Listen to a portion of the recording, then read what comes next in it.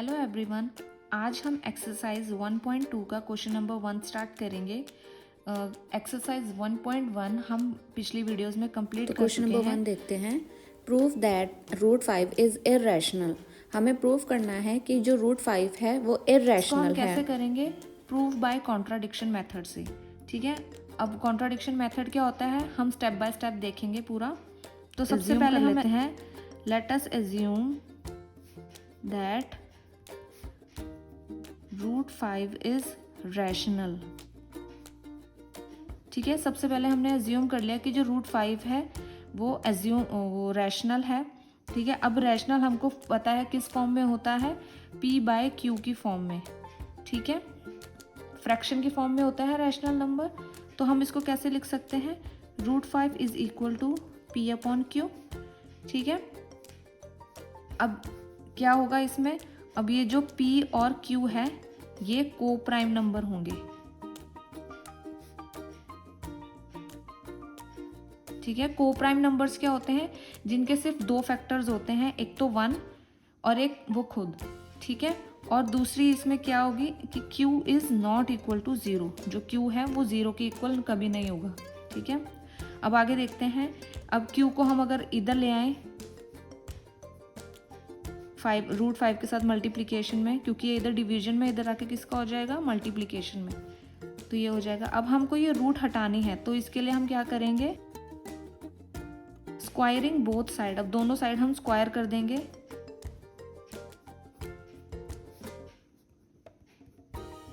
ठीक है, तो ये हो जाएगा 5q square is equal to p square.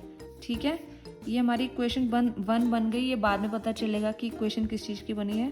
ठीक है, q square is equal to, अगर हम लिख दें p स्क्वायर अपॉन 5।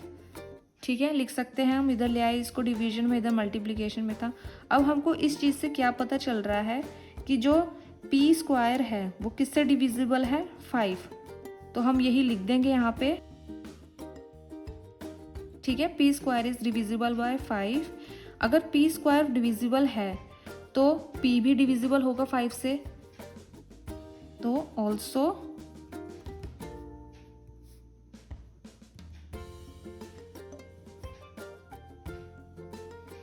ठीक है, p स्क्वायर अगर डिविजिबल है 5 से तो p भी डिविजिबल होगा 5 से।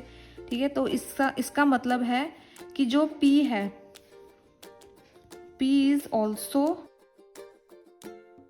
ठीक है, p जो है वो 5 का क्या है? मल्टीपल भी है। अगर p 5 से डिविजिबल है तो p 5 का मल्टीपल भी तो होगा।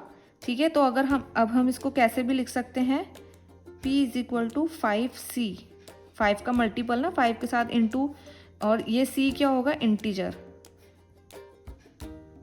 कोई भी इंटीजर होगा ये। ठीक है, और अगर हम इस वैल्यू को इसमें रख दें, इक्वेशन जो हमने बनाई थी पहली उसमें रख दे, तो ठीक है, तो ये क्या हो जाएगा? अब ये p की जगह क्या लिख देंगे हम? 5c स्क्वायर, क्योंकि यहाँ p स्क्वायर है ना और ये p की वैल्यू है, इसलिए ये स्क्वायर हो गया।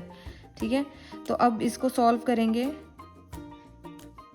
ये हो जाएगा 25c स्क्वायर, और इस 5 को इधर लेकर आएंगे तो ये हो जाएगा 5c स्क्वायर। ठीक है, अब हम इस 5 को इधर ले आएंगे, ये इधर मल्टीप्लिकेशन में, इधर आके किसका हो जाएगा? डिवीजन में।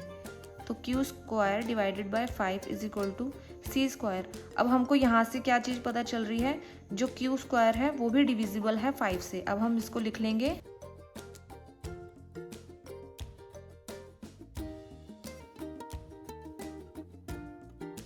ठीक है, q is divisible by 5 and q is also divisible by 5। जैसे ही हमने p का लिखा था वैसे इसका भी, कि अगर q 5 से डिविजिबल है, q स्क्वायर 5 से डिविजिबल है तो q भी 5 से डिविजिबल होगा।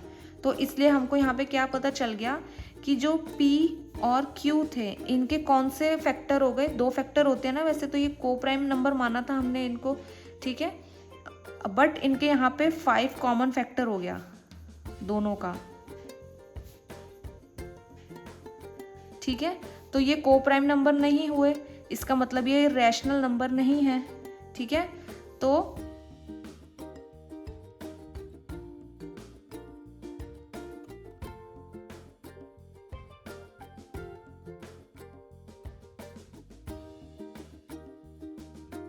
ठीक है, this is a contradiction to the fact that P and Q are coprime, ठीक है, क्योंकि उनका 2 से ज़्यादा फैक्टर नहीं होते को प्राइम के, इसके 3 फैक्टर हो गए हैं, एक 1 और एक PQ खुद और एक 5, ठीक है। इसलिए ये कॉन्ट्राडिक्शन हो गया यहाँ पे फैक्ट का कि को प्राइम नंबर नहीं है। Therefore hence root 5 is irrational. तो ये प्रूफ होगा कि जो रूट 5 है वो इर्रेशनल है, ठीक है।